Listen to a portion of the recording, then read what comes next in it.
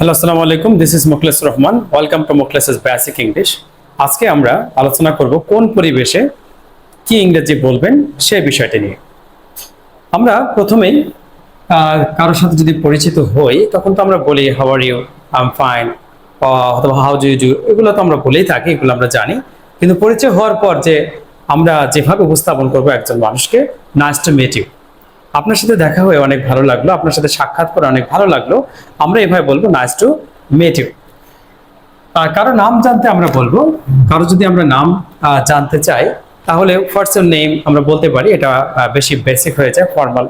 আমরা যদি একটু ফর্মাল বলতে চাই তাহলে বলতে হবে যে can I have your name. আমরা যদি একটু বড়দের বা কম্পারেটিভলি সিনিয়রদের যদি আমরা কোনো পরিচয় জানতে চাই, নাম জানতে চাই, তাহলে অবশ্যই আমাদের একটু ভদ্রতা বজায় রেখে আমাদের বলতে হবে can I have your name, can I have your name, আমি কি আপনার নামটা জানতে পারি। তাহলে যে কোনো ইয়া হোক না কেন, যে কোনো শ্রেণী হোক না কেন, সে কিন্তু ভদ্রভাবে নামটি বলে দিবে। কিন্তু আমরা সব ক্ষেত্রে বলতে পারবো what's your name, what's your name, এটা আমরা জুনিয়রদেরকে বলতে পারি, বা তুলনামূলকভাবে যারা বয়সে একটু কম আছে তাদেরকে আমরা বলতে পারি হোয়াটস ইউর নেম।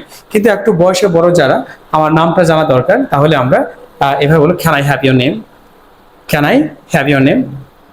অথবা আমরা বলতে পারি can I know your name, can I know your name, আপনার নামটা কি জানতে পারি, এভাবে আমরা বলতে পারি।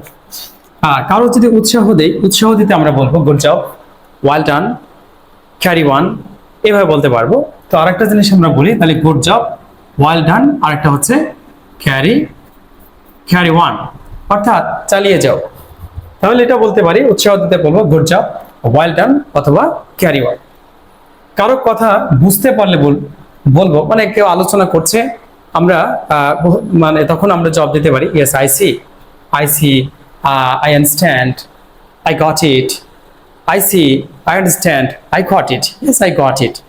তো এইভাবে তাহলে বোঝা যাবে যে সে আমার কথায় রেসপন্স করছে।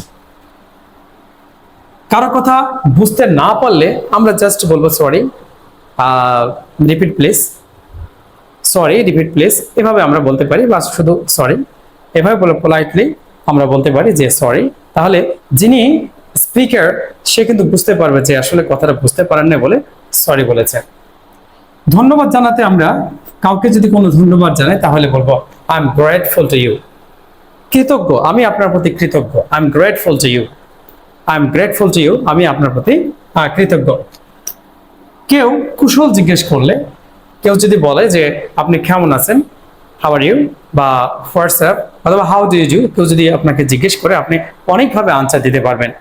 সেই আনসারগুলো কিভাবে দিতে পারেন, আমি লিখেছি এখানে আই এম ফাইন, ওকে, কোনো সমস্যা নাই, আই এম ওয়েল, হ্যাঁ আমি ভালো আছি, আই এম ওকে, আমি ঠিক আছে, আই এম অল রাইট, এটাও বলতে পারেন আই এম অল রাইট।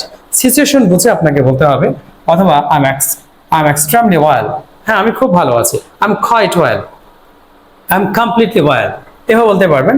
অথবা I am fine by the grace of Allah, অথবা আমি আল্লাহর রহমতে ভালো আছি। তো এভাবে বলতে পারেন, অথবা এভাবে বলতে পারেন আই এম এক্স্যাক্টলি ওয়েল। তো I am fine by the grace of almighty Allah, I am fine by the grace of Allah, এভাবে আপনি বলতে পারবেন। I am okay, I am so, এগুলি আপনি বলতে পারবেন, তবে অবশ্যই সিচুয়েশন বুঝে আপনি বলবেন। এখন বন্ধু যদি কেউ জিজ্ঞেস করে what's up, how do you do, how is going on, যে কোনো ভাবে যদি বন্ধুদের সাথে আমরা কথা বলতে চাই তাহলে জবটা কিন্তু বন্ধুদের মতো হবে। Yes I am okay, I am all right, I am not good, I am not bad. তো এভাবে আমরা বলতে পারবো।